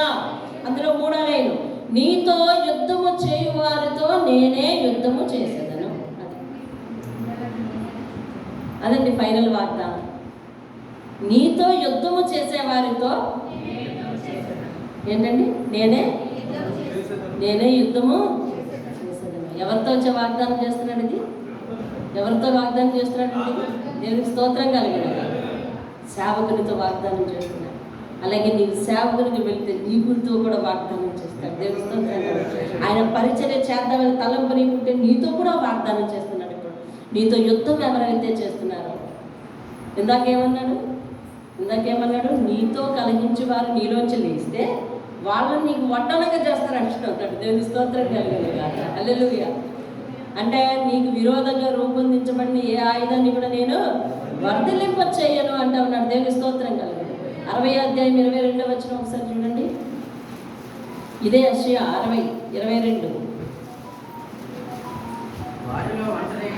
అదిగో వారిలో ఒంటరి అయిన వాడు 1000 మంది అగును, ఎన్నిక లేనివాడు బలమైన జనమగును. దేవుని స్తోత్రం కలుగును గాక.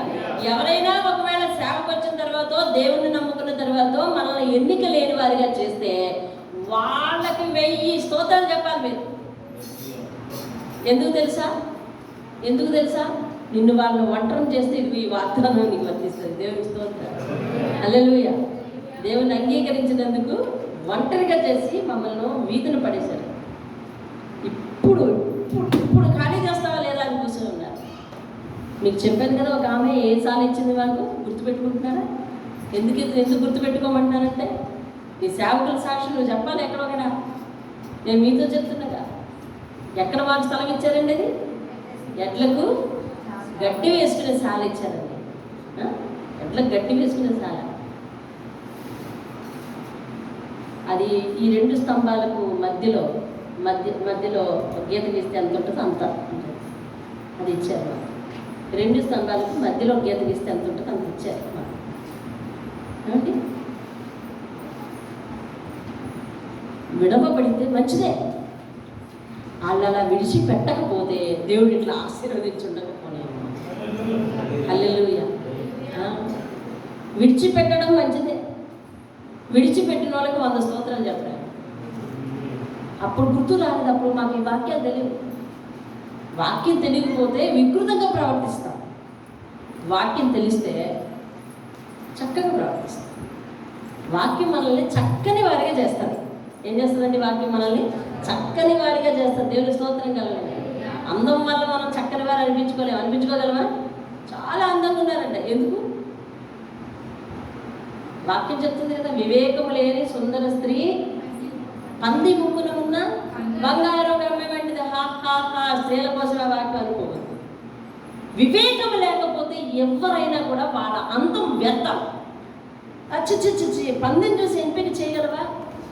దాని ముక్కున బంగారు కాబట్టి ఎంత బాగా పెట్టుకుని అంటావా అంటే నీ అందం అంతా ఎంపిక లేకుండా అసలు చూడడానికి అసహ్యం కలిగించేటటువంటిగా దేవుని దృష్టికి కనిపిస్తుంది. ఏమండి? కాబట్టి దేవుడు చెప్పే మాటలు, దేవుడు ఇచ్చే వాగ్దానాలు, దేవుడు ఇస్తున్న ధైర్యం, వాక్యము ద్వారానే మనం పొందుకోవాలి. దేవుడు ధైర్యం ఇస్తున్నాడు నీకు ఎట్లా తెలుస్తుంది? వాక్యం ద్వారానే తెలుసుకోవాలి. అందుకనే వాక్యం ఒక మనిషిని ఎట్లా చేస్తుంది తెలుసా? చక్కపరుస్తుంది, వివేకవంతునిగా చేస్తుంది. దేవుని స్తోత్రం కలుగుతుంది. హల్లెలూయా. ఆయన మాటలు చెప్తాడు కదా, ఆలోచన చెప్పేది అంటే అప్పుడు మాకు వాక్యం తెలియక చూసావా దుర్మార్గులు, చూసావా దొండగులు, చూసావా వీళ్ళకి మనసు లేదు, చూసావా వాళ్ళకి ఏమన్యాయం చేసాం, ఈ మాటలు. కానీ ఇప్పుడు ఆశీర్వాదానికి వచ్చాక మళ్ళీ దేవుడు కూడా తిరిగి ప్రశ్నించాడు. వాళ్ళు అలాగే సమాధానం చెప్పారు. దేవుడికి కూడా తిరిగి ప్రశ్నించాడు. ఎందుకు నిన్ను నమ్ముకున్నామన్నా మమ్మల్ని అందరూ విడిచిపెట్టారు, నిన్ను నమ్ముకున్నందుకు మాకు ఎట్లా చేశారు అని దేవుడికి ప్రశ్నించాడు. కానీ సేవకులు ఒకసారి బలపరిచిన తర్వాత మేము ఎవరిని కూడా ప్రశ్నించకుండా కిక్కులు మన అంతకుముందు మాత్రం మా మదిలి ఇట్లాంటివి. కానీ నా మనసులో ఒకటి ఉండిపోయింది. మా అమ్మ విపరీతంగా లోకంలో ఉన్నప్పుడు పూజలు చేసినప్పుడు మా ఇంటికి మనశ్శాంతి లేదు. మా నాన్న వ్యసనపరుడు, తాగి వచ్చి ఇంట్లో గొడవ పెట్టుకునేవారు, మనశ్శాంతి లేదు. దేవుణ్ణి నమ్మిన తర్వాత కూడా ఇంటిలో మనశ్శాంతి లేదు. అప్పుల వల్ల ఇబ్బందులు, కొంతకాలం నేను ఒక దేవుడు నువ్వు ఒక దేవుడు అని భార్య భర్తల మధ్య గొడవ.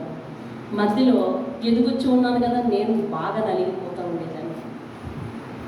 నాకు ఆయన మీద ఒక తలంపు ఉండిపోయింది. లోకంలో ఉన్నప్పుడు అక్కడ ఉన్నప్పుడు మనశ్శాంతి లేదు, ఇక్కడ ఉన్నప్పుడు మనశ్శాంతి లేదు. ఇప్పుడు మనశ్శాంతి అనేది ఇక నువ్వు ఇవ్వలేవు, నీకు వల్ల కాదు, వాళ్ళకి వల్ల కాదు, ఇక వదిలే అని మా నాన్నగారు పూజకు సహాయం చేయమంటే ఆయనకు సహాయం చేయటం. మనది 2 అవతారాలు అక్కడ. మా అమ్మగారు చర్చికి వెళ్ళడానికి సహాయం చేయమని ఆమె వెనకతలు రమ్మంటే ఆమె వెనకతలు వెళ్తాం, ఈయన వెనకతలు రమ్మంటే ఈయన వెనకతలు. మధ్యలో ఇద్దరికి సంధి కుదర్చడానికి ప్రయత్నం చేయడం. ఏమండి? కాబట్టి ఎన్నో ఎన్నో ఎన్నో ఎన్నో కష్టాలు వ్యక్తిగతంగా నేను నలిగిపోయాను బాగా. ఆ రోజు సమాధానం లేని ప్రశ్న ఒకటి దేవుడికి వేశాను. నీకు పరిస్థితులు మార్చడం చేతనవునా అని. కానీ దేవుడు పరిస్థితులనే కాదు, తలరాతను అంటే తలరాత అంటారు కదా, లోపల ఉన్నప్పుడు తలరాత అంటారు. అంటే మన భవిష్యత్తు. ఇప్పుడు మనం ఏమనాలంటే వాక్యపు వెలుగులో మన భవిష్యత్తు అనాలి. మన భవిష్యత్తును కూడా మార్చగలడు అన్న సంగతి ఆయన చెప్పండి. నేను ఒకటే అడిగాను, నువ్వు మమ్మల్ని మా పరిస్థితులను మార్చలేవు అని నేను అడిగితే, ఇప్పుడు పరిస్థితులే కాదమ్మా భవిష్యత్తును కూడా నేను మార్చగలను చెప్పి నా జీవితంలో ఒక అద్భుతమైన కార్యం చేశాను. దానితో తిన్నగా నిలబడ్డాను, తిన్నగా నిలబడ్డాను. అలాగే దేవుడు తాను మనల్ని తన వాక్యం చేత ఉద్ధరిస్తాడు, తన వాక్యం చేత వివేకవంతులను చేస్తాడు. అప్పటి నుండి కూడా దేవుడు మన పక్షాన ఉన్నాడని ఎరిగి ఆనాటి నుండి ఏ వ్యక్తిని దూషించలేదు. కాబట్టి ఇప్పుడు పరిణితి చెందిన దానిగా, పరిణితి చెందిన అనుభవం దేవుడు నాకు ఇచ్చాడు. కాబట్టి మీకు కూడా చెప్తున్నా, ఎవరైనా మిమ్మల్ని విడిచిపెట్టారా గిజ్జుకోకండి. ఏదో ఆశీర్వాదం ఉందని ఎదురు చూడండి అంతే. దేవుని స్తోత్రం. ఏదో ఆశీర్వాదం ఉంది. వాళ్ళు వదిలేసరి నువ్వు దేవుడు వదిలేకు. నేను ఎక్కడున్నా నన్ను దేవుడు దీవిస్తాను, నన్ను పొరపడకు. ఎక్కడుండాలంటే ఆయన పాదాలు పట్టుకున్నాడు. అందరూ విడిచిపెట్టారు కదా దేవుడు దేవుడు అయితే. అర్థమైందా? అందరూ కాదంటున్నారు కదా దేవుడి దగ్గర ఉండైతే. ఒంటరి అయిన వాడిని ఏం చేస్తాడంటే దేవుడు 1000 మందిగా చేస్తాడు. దేవుని స్తోత్రం. హల్లెలూయా. ఇప్పుడు మనం 100 మంది అయ్యాం, భవిష్యత్తులో 1000 మంది అవుతాం అన్నమాట. హల్లెలూయా. ఒంటరిని 1000 మందిగా చేస్తాను నేను అంటున్నాడు ఆయన. విడవని నేను ఎవరిని కూడా, విడిచిపెట్టను నేను ఎవరిని కూడా. నీవు పొందుతున్న ప్రతి అవమానం కూడా ఆయన లెక్కేసుకుంటాడు ఇక్కడ. నిన్ను బాధిస్తున్నారా, నీకు అడ్డంగా నిలబడ్డారా, ఆననే త్రోవగా చేస్తాను అక్కడ నిలబడి అంటాడు. వాక్యం ఉందా లేదా నేను చెప్తున్నానా? నీకు ఇబ్బందికరంగా ఉన్నారా, నేను నాశనం చేయాలని తలంపు వాళ్ళకు ఉందా, ఉంటుండు వాళ్ళనే నీకు ఆభరణంగా చేస్తానంటున్నాడు.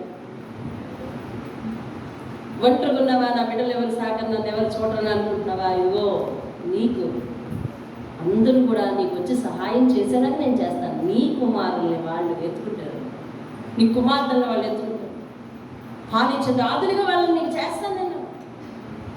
నీతో ఎవరైనా అప్పటికీ యుద్ధం చేయాలని నిలబడితే కనుక వారితో నేను యుద్ధం చేస్తాను. ఇప్పుడు చెప్పు, దేవుడు పట్టుకుని ఉంటే మంచిదా, పోయి మమ్మల్ని విడిచిపెట్టేస్తారేమో అని వాళ్ళు పట్టుకుంటుంటే మంచిదా? చెప్పండి. దేవుడు మా తాతయ్య చనిపోయినాడు. ఏమండి, ఉదయాన్నే ఆయన బయటికి తీశారు, అందరూ వచ్చి బయటికి తీశారు. బయటికి తీసి మా వాళ్ళలో మా చిన్నాన్న పెద్ద అందరికీ. ఏ పెద్ద? మా కుటుంబాలన్నిటికీ ఆయన అధికారి అనమాట. కొంచెం చదువుకున్నాడు. ఇటు అటు లుంగి పెంచి సవరించుకొని తిరిగి అంటాడు, రే ఎవరైనా ఈ సభ మీద చెయ్యి వేశారో వాళ్ళని రేపటి నుంచి కుటుంబంలో కలిపేది లేదు, వాళ్ళ కుటుంబం దగ్గరికి వచ్చేది లేదు. ఆడు తీసుకెళ్తాడు మా నాన్నగారిని. నాకు గుండెల్లో దాన్నం అనే గుండె వెళ్ళిపోయింది. ఎందుకని? డబ్బులు లేవు, ఎట్లా తీసుకెళ్ళాలి? డబ్బులు ఉంటే కొండ మీద పోదని దిగి వస్తారు, డబ్బులు లేదు, ఎట్లా తీసుకెళ్ళాలి? కనీసం ఒక మున్సిపాలిటీ బట్టి బెత్తాయించినప్పుడు లేవండి. అంతెందుకు ఈ చనిపోయేటప్పుడు చాట్లో ఉన్న దేంట్లో డబ్బులు వేస్తారు కదా, మరి ఆయన ఎందుకు మరి ఆయన ప్రకారం వేయాలంటే వేయాలి కదా, అవి కూడా లేవండి, అవి కూడా లేవు. ఎలా తీసుకెళ్ళేది? ఎలాంటి కష్టాలు పడ్డాము కదా.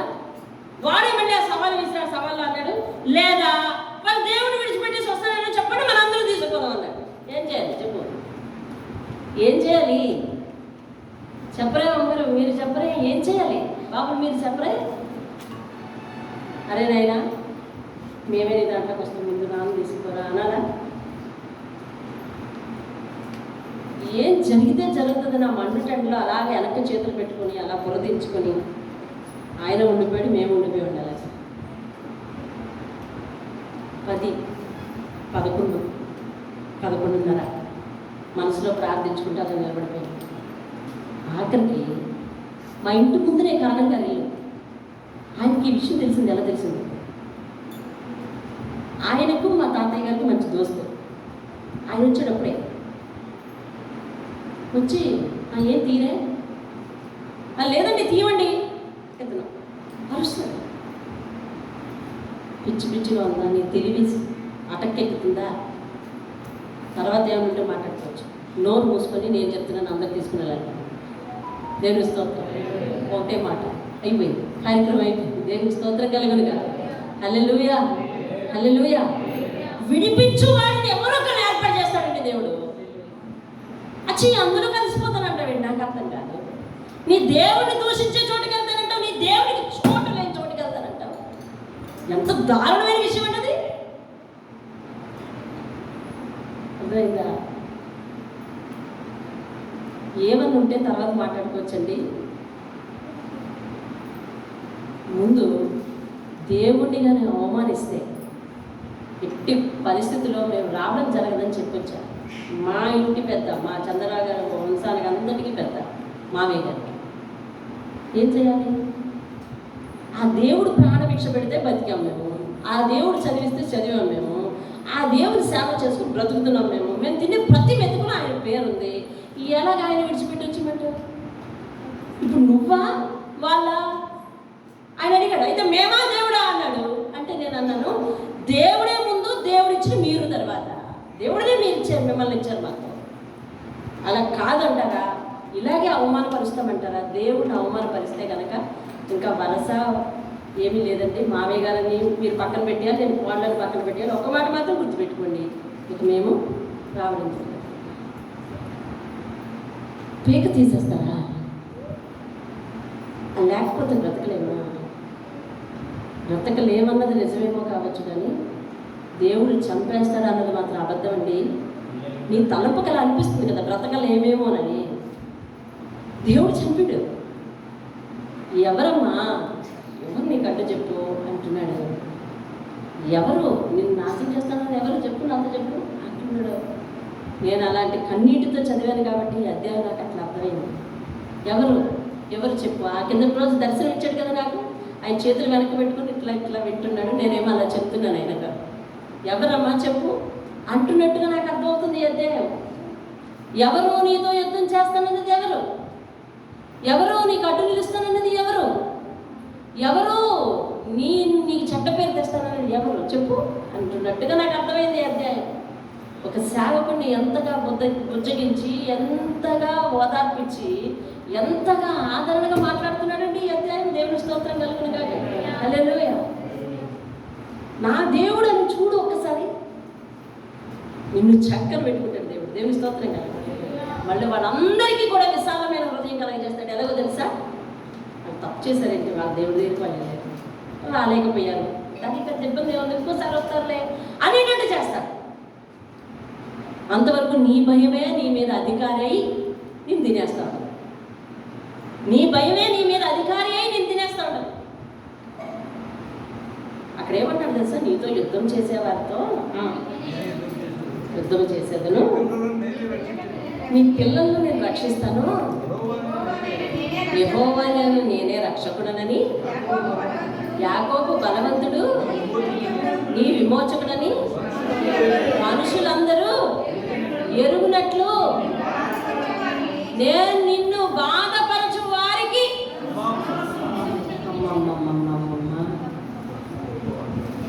నిన్ను మరీ నేను బాధలు పెట్టేస్తారనుకో, అదిగో అది అంటాడు. మోషే ప్రజలను బాధ పెట్టినందుకు ఫరో ఏమయ్యాడు? ఫరో వారి ప్రజలు ఏమయ్యారు చెప్పాలి మీరు? జలసమాధి అయిపోయారు.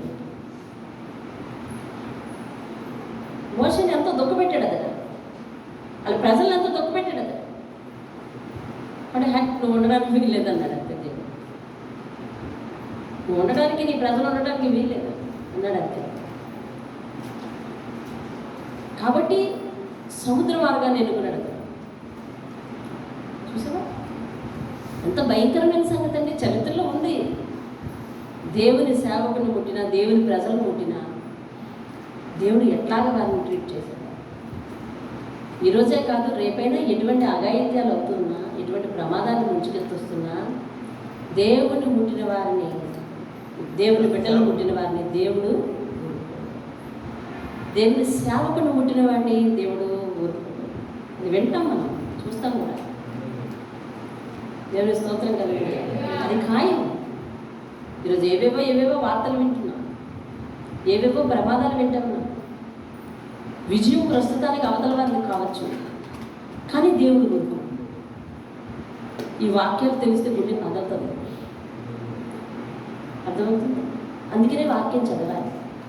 గుండె నిబ్బరంగా ఉండాలి అన్నా, ఆయన కొరకు ధైర్యంగా నిలబడి పనిచేయాలన్నా, ఆయన దగ్గర శ్రద్ధగా ఇమిడిపోవాలి అని అన్నా, లోకం జోలి లేకుండా దేవుని దగ్గరే ఉండాలన్నా, మన ప్రతి బాధ దేవునితో చెప్పుకోవాలని విజ్ఞత కలగాలన్నా వాక్యం చదవాలి. దేవుని స్తోత్రం కలగాలి.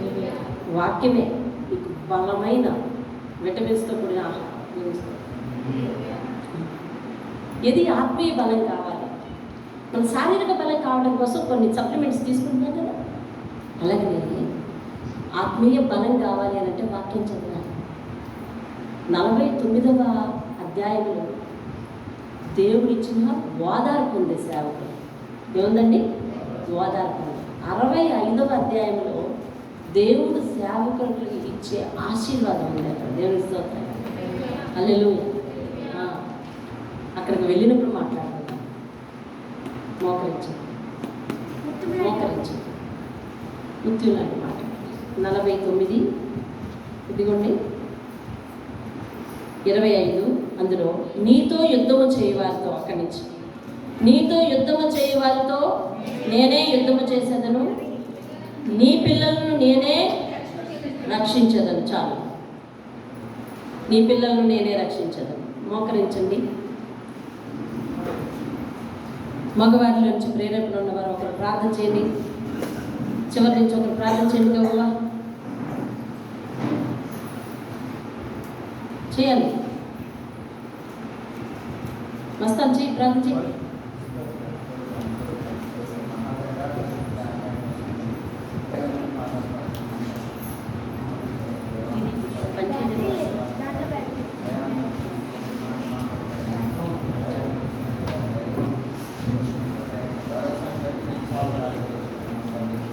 వెతబడిన ప్రతి వాక్యం కూడా నాయన మా హృదయాలను మేము ఫలింపజేసుకొని, నాయన తండ్రి మీకు అందుబాటులో ఉండేవారిగా, నాయన మీకు మహిమకరమైన జీవితం మేము జీవిస్తూ, అనేకులకు మాదిరికరమైన జీవితం మేము జీవిస్తూ, పరిశుద్ధాత్ముడా మీ కొరకు మేము గొప్ప సాక్షులుగా, నాయన తండ్రి ప్రత్యేకించబడిన వారిగా, పంపబడిన వారిగా, పిలువబడిన వారిగా మేము ఉండడానికి సహాయం దయచేయండి తండ్రి.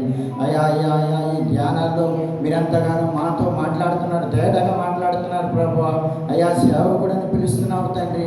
అయాటి ధన్యత మాకు ఇచ్చినందుకు స్తోత్రాలు చెల్లించుకుంటున్నావు తండ్రి. మా సంఘంలో అనేక సేవకులు లేవబడాలి ప్రభు, అనేక సేవకులు లేవబడాలి ప్రభు. అయా ఈ మాటలు వింటున్న ప్రతి ఒక్కరు హృదయం కదిలించబడాలి తండ్రి. నా దేవా, నా రక్షక, నీకే స్తోత్రాలు చెల్లించుకుంటున్నాము తండ్రి. అయా అనేకులకు మాదిరికరమైన జీవితం మేము జీవించాలి. అయా తండ్రి, అంత చక్కటి భరోసా ఇస్తున్నావు తండ్రి. ఇలాంటి మాటలు మాకు ఎవరు చెబుతారు ప్రభా? ఇలాంటి ధైర్యం ఎవరు చెబుతారు తండ్రి? మీరు తప్ప. కనుక నా తండ్రి, వింటున్న ప్రతి మాటకి మేము లోబడిపోవాలి ప్రభా, సరెండర్ అయిపోవాలి తండ్రి. మీరు పిలిచినప్పుడు మేము పలకాలి ప్రభా. అయా తండ్రి, ఇంతవరకు మాకు ఇష్టం వచ్చినట్టు మేము బ్రతికాం. ఇక మీదటైనా సరే మీకు నాయన నచ్చినట్లుగా నాయన మీ దృష్టిలో మేము నీతిమంతులుగా యథార్థవంతులుగా జీవించడానికి మాకు సహాయం అనుగ్రహించమని, అయా చక్కటి నాయన తండ్రి వర్తమానం అందిస్తున్న నీ సేవకురాలను ఇంకా బలంగా వాడుకోమని, రాబో దినాల్లో ఇంకా మిగిలి ఉన్నటువంటి ఈ యొక్క వాక్య ధ్యానాల్లో కూడా మీ యొక్క నాయన సహాయం అందించమని, సమస్త మహిమ ఘనత ప్రభావం మీరు మాత్రమే పొందమని యేసుక్రీస్తు పరిశుద్ధ నామములో ఈ ప్రార్థన అడిగి పొందుకొని ఉన్నాం మా తండ్రి. ఆమేన్, ఆమేన్. ప్రార్థన చేసుకుందాం. మహాగణుడైన మా తండ్రి, నీ పరిశుద్ధ పాదాలకు వందనాలు. అలాగే ఆడవాళ్ళలో ప్రేరేపణ కలిగిన వారు 2 నిమిషాలు చేయండి. ప్రేరేపణ కలిగిన వారంటే పేరు పెట్టక్కర్లేదు.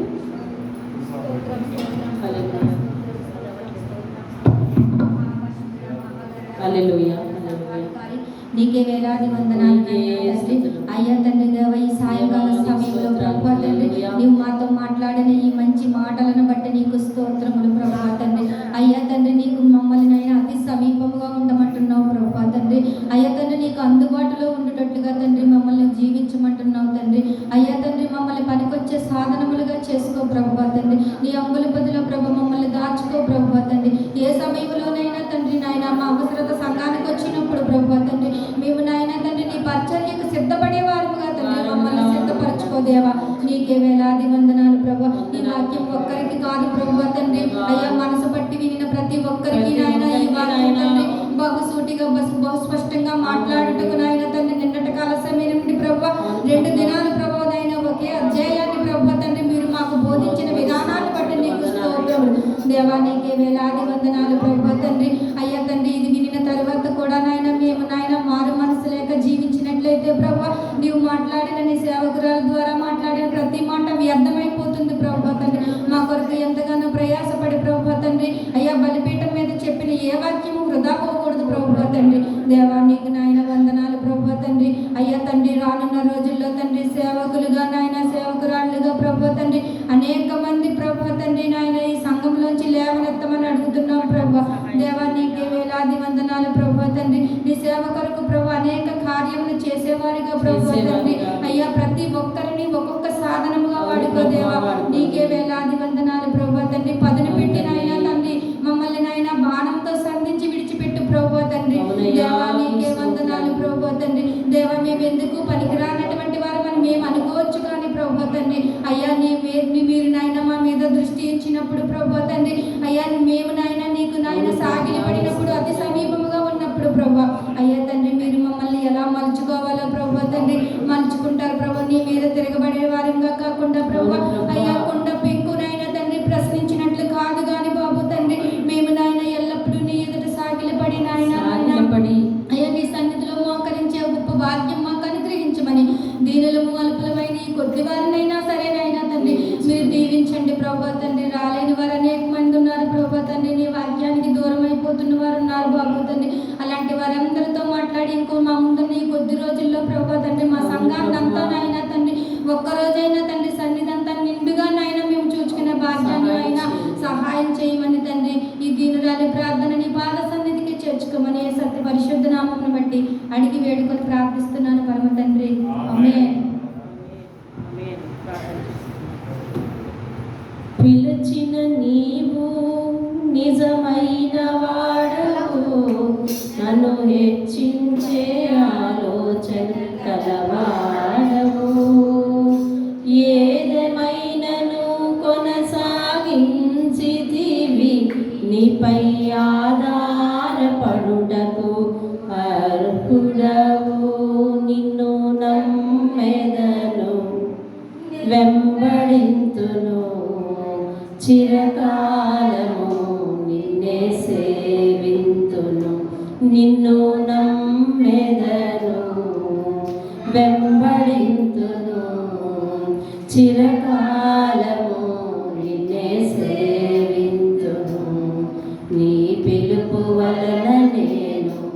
నశించిపోలేదు. నీ ప్రేమ ఎన్నడూ నన్ను విడువలేదు. నీ కృప కాచుట వలన జీవిస్తున్నాను. నీ ప్రేమకు సాటి లేదు. నీ కృప కాచుట వలన జీవిస్తున్నాను. నీ ప్రేమకు సాటి లేదు. పరిశుద్ధుడా, నీ ప్రేమకు సాటి లేదు. సాటి లేని నీ ప్రేమ, వాగ్దానములతో కూడిన నీ ప్రేమ నాయన, జీవవాక్యాలు మాకు తెలియజేసి మా పక్కనే ఉన్నావని నాయన మీ చేతితో కన్నీరు తుడిచినట్టుగా ఓదార్చిన దేవుడు అయ్యా. ఎంతటి నాయన వాక్య దర్శనము ప్రభువా. సంఘమంతా కూడా నేను ఇంటి వాక్యాలు వినటానికి ప్రార్థన చేసుకోవడానికి సహాయం చేయాలి. వారికి నాయన అట్టి ఆశ కలిగించి వారి మీద నీ చిత్తం ఉంచు బాబు. అయ్యా తండ్రి నాయన, ఎంతటి వాగ్దానములు చేసావు బాబు, నీకు స్తోత్రాలు. ప్రతి ఒక్కరూ నీ అంబుల పొదులు మెరుగు పెట్టబడిన అంబుగా ఉండడానికి ప్రభువా నన్ను ఏ రీతిగా ఉపయోగించుకుంటావయ్యా. ప్రభువా నాకు ఎటువంటి వారిని ఇస్తావు ప్రభువా, ఏ పని చేయాలి, నీకు ఏదన్నా పని గుర్తొస్తే నన్ను వాడుకున్నానైనా అనే రీతిలో ప్రార్థించే స్థితిలోనికి వెళ్ళి తీసుకుని వెళ్ళండి. దీవించండి, ఆశీర్వదించండి అయ్యా. అనుక్షణము మేము నిన్ను నమ్మిన దగ్గర నుంచి అయ్యా మమ్మల్ని దీవించు దీవించు దీవించని అడిగాను నేను. ఇదిగో ఇక్కడి నుంచి నీ అంబుల పొదిలో మెరుగు పెట్టబడిన అంబుగా నన్ను చేసుకొని అయ్యా ఎవరి విషయంలో నేను గుర్తొస్తానో బాబు వాడుకొని ప్రార్థించేవారుగా మార్చమని ఈ వాక్కులు విన్న ప్రతి ఒక్కరిలో నీ సేవ చేయాలి అనే ఆత్మ తొందరపాటు, నీ కొరకు ఉపయోగపడాలి అనే ఆత్మ ఉద్రేకం, అయ్యా తండ్రి నీ పనికి నేను పనికి రావాలి అనే ఆత్మ ప్రేరేపణ దయచేయమని ప్రార్థన. అట్టి ప్రేరేపణతో, అట్టి ఉద్రేకంతోనైనా, అట్టి సిద్ధపాటుతో అనేక మందిని నింపుతున్నావని నమ్ముతున్నాను. ఇటు వాక్యము నిరుపయోగంగా కాదు, వాగ్దానములతో కూడిన ఆదరణ సహాయం చేసి అయ్యా తండ్రి నాయన ఇదిగో నా తోడని ప్రమాణం చేస్తున్నాను. సెలవిచ్చిన సంగతి అరచేతిలో చెక్కుకున్నాను అని ఆదరించిన సంగతి, నీతో యుద్ధం చేయవారితో నేను యుద్ధం చేస్తాను, నువ్వు మామూలు ఉండు అని నెమ్మదిపరిచిన సంగతి, వంటని 1000 మందిని చేసిన అద్భుతం, అయ్యా అనేక మందికి నిన్ను వెలుగుగా ఉంచుతాననే ఆశ్చర్యం మా జీవితాలలో నింపి నడిపించమని యేసు నామములో అడిగి వేడుకుంటున్నాను తండ్రి. ఆమేన్. యేసు రక్తమే జయం, శిలువ రక్తమే జయం. ప్రభు యేసు నామములో సంపూర్ణ విజయం కలుగుగాక. అపవాది క్రియల కలంత నాశనం కలుగుగాక. ఆమేన్. తండ్రి అయిన దేవుని ప్రేమ, కుమారుడైన యేసుక్రీస్తు వారి యొక్క కృప, పరిశుద్ధాత్మ సహవాసం సదా మనకు తోడే నడిపించుగాక. ఆమేన్. ఆమేన్. ఆమేన్. అందరికీ దేవుని పెట్టాలి.